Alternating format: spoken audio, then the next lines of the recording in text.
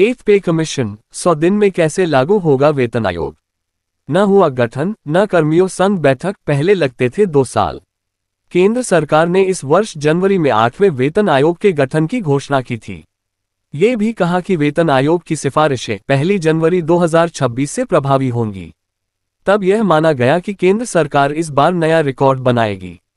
वजह, इससे पहले जितने भी वेतन आयोग गठित हुए हैं उनकी सिफारिशें तैयार होने और उन्हें लागू करने में लगभग 2-2.5 साल का समय लगता था। इस बार सरकार के पास 1 वर्ष से भी कम समय था। अब तो महज 100 दिन ही शेष बचे हैं, लेकिन अभी तक वेतन आयोग का गठन तक नहीं हो सका। अध्यक्ष एवं सदस्यों की नियुक्ति नहीं हुई। जब आयोग गठित ही नहीं हुआ तो फिर कर्मचारी संगठनों के साथ बैठक भी कैसे होती। आयोग के सदस्य कहीं भ्रमण पर नहीं जा सकेंगे। कर्मचारी संगठनों को इस माह वेतन आयोग के गठन की उम्मीद है।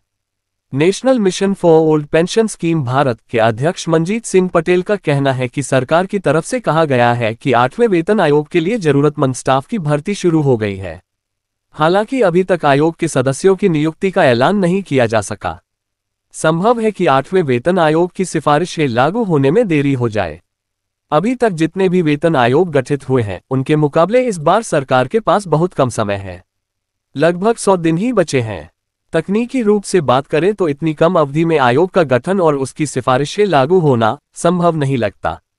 ऐसे में सरकार यह काम कर सकती है कि वो फिटमेंट फैक्टर को बेसिक पे से रिप्लेस कर दे। 7वें वेतन आयोग के दौरान जो पे मैट्रिक्स तैयार किया गया था, इस बार भी सरकार उसी का इस्तेमाल कर ले। उसमें केवल डेटा ही बदलना होगा। कितना हो सकता है फिटमेंट फैक्टर? बतौर डॉक्टर पटेल, पे मैट्रिक्स डॉक्टर एकरा एक फॉर्मूले के आधार पर तय किया गया है। अब केवल फिटमेंट फैक्टर पर काम होना है। फिटमेंट फैक्टर 2.0 आता है तो न्यूनतम बेसिक सैलरी जो अब 18,000 रुपये है वह बढ़कर 36,000 के आसपास हो जाएगी। यदि फिटमेंट फैक्टर 1.9 रखा गया तो बेसिक सैलरी 18,000 की जगह 34,200 रुपये होगी। हालांकि यह सरकार की मर्जी पर है कि वह कितना फिटमेंट फैक्टर रखती है। पे मैट्रिक्स में अब 18 लेवल हैं। संभव है कि सरकार 8वें वेतन आयोग के जरिए कुछ लेवल को आपस में मर्ज कर दे। आयोग को लेकर कोई घोषणा नहीं। ऐसा पहली बार होगा जब 1 वर्ष से कम समय में वेतन आयोग से जुड़े सारे काम होंगे। हालांकि अभी तक आयोग का चेयरमैन कौन होगा, कितने सदस्य होंगे, ये घोषणा नहीं हो सकी है। वित्त मंत्रालय के व्यय विभाग ने कुछ समय पहले ही 8वें वेतन आयोग के कामकाज के लिए 35 पदों का ब्यौरा जारी किया है। इन पदों को प्रतिनियुक्ति के जरिए भरने की प्रक्रिया शुरू की गई है। इन कार्मिकों की 5 साल की एपीआर और विजिलेंस क्लियरेंस आदि को लेकर भी दिशा निर्देश जारी किए गए हैं। बता दें कि वेतन आयोग के गठन से पहले सरकार ने सभी हितधारकों से टर्म ऑफ रेफरेंस के लिए सिफारिशें मांगी थी। राष्ट्रीय परिषद जेसीएम की स्थायी समिति के कर्मचारी पक्ष और अन्य सदस्यों की 10 फरवरी को बुलाई गई बैठक में 8वें सीपीसी की संदर्भ शर्तों पर चर्चा की गई थी। कर्मचारी संगठनों ने कई मांगों को टर्म ऑफ रेफरेंस का हिस्सा बनाने के लिए केंद्र सरकार के पास अपनी सिफारिशें भेज दी थीं। हालांकि अभी तक सरकार ने टर्म ऑफ रेफरेंस की घोषणा नहीं की है। दूसरी तरफ केंद्र सरकार यह घोषणा पहले ही कर चुकी है कि 8वें वेतन आयोग 1 जनवरी 2026 से प्रभावी होगा। Confederation of central government employees and workers के महासचिव एसबी यादव का कहना है कि वेतनमान रिवाइज 10 नहीं बल्कि 5 साल में होना चाहिए। पहले रिपोर्ट को लागू करने में लगते थे 2 वर्ष। मुद्रास्फीति का स्तर बढ़ रहा है, ऐसे में 10 साल का वर्तमान संशोधन कर्मचारियों और पेंशन भोगियों के लिए अनुकूल नहीं है। आयोग का चेयरमैन एवं सदस्य कब नियुक्त होंगे अभी तक मालूम नहीं है। इस घोषणा का टर्म ऑफ रेफरेंस क्या है अभी इस बारे में कोई नहीं जानता। जब ये सब बातें सार्वजनिक होंगी तब इस संबंध में ठोस आधार पर अहम बातें सामने आ सकेंगी। इस बार सरकार चाहे तो यह एक रिकॉर्ड बन सकता है। अतीत में ऐसा कम ही देखने को मिलता है जब आयोग के गठन और उसकी रिपोर्ट को लागू करने में 2 वर्ष से कम वक्त लगा हो। बतौर यादव, पहले ये होता था कि वेतन आयोग के सदस्य विभिन्न तरह की जानकारी एकत्रित लेने के लिए विदेशों के टूर करते थे। कई देशों के कर्मचारी संगठनों का वेतनमान देखा जाता था। अध्ययन भ्रमण में बहुत समय लगता था। अब सब कुछ डिजिटल हो गया है। मनमोहन सरकार में कितना समय लगता था। किसी भी देश के कर्मचारियों के वेतनमान से जुड़ी जानकारी ऑनलाइन मिल सकती है। दूसरे देशों की अर्थव्यवस्था एवं वित्त मंत्रालयों के नए कदमों का अध्ययन भी डिजिटल माध्यम से हो सकता है। ऐसे में संभव है कि इस बार कम समय लगे।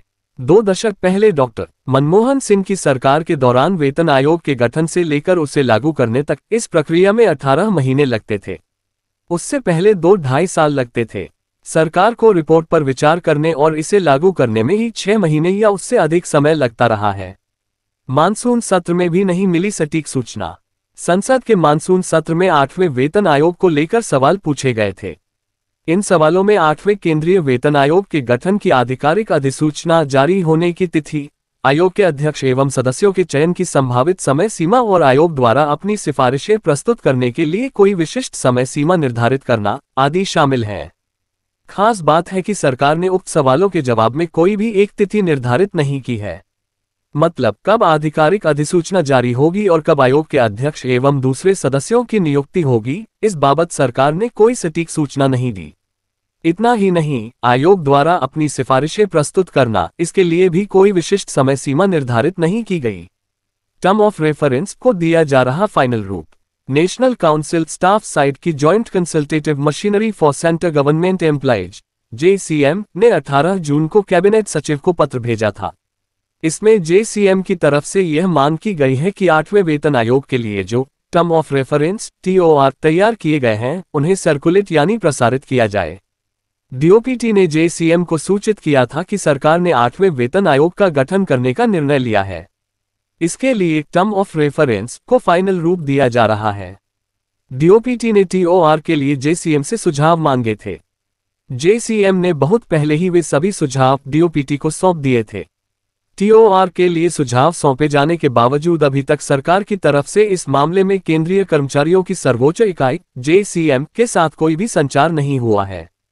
JCM के सचिव शिव गोपाल मिश्रा के मुताबिक इससे कर्मचारियों और पेंशनरों को संशय हो रहा है सरकार ने 8वें वेतन आयोग के टर्म ऑफ रेफरेंस में क्या लिखा है, कर्मचारियों द्वारा दिए गए सुझावों को कितनी तवज्जो मिली है, इसे लेकर केंद्रीय कर्मचारी और पेंशनर असमंजस में हैं।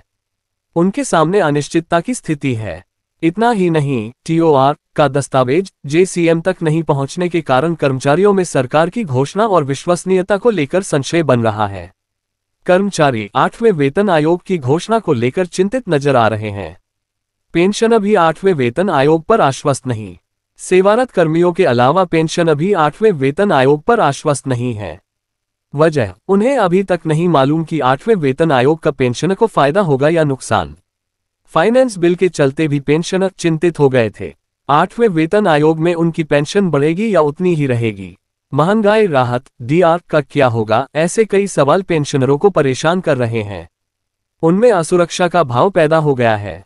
ऐसे में सरकार को तुरंत प्रभाव से वेतन आयोग का गठन करना चाहिए और टर्म ऑफ रेफरेंस सार्वजनिक की जाए।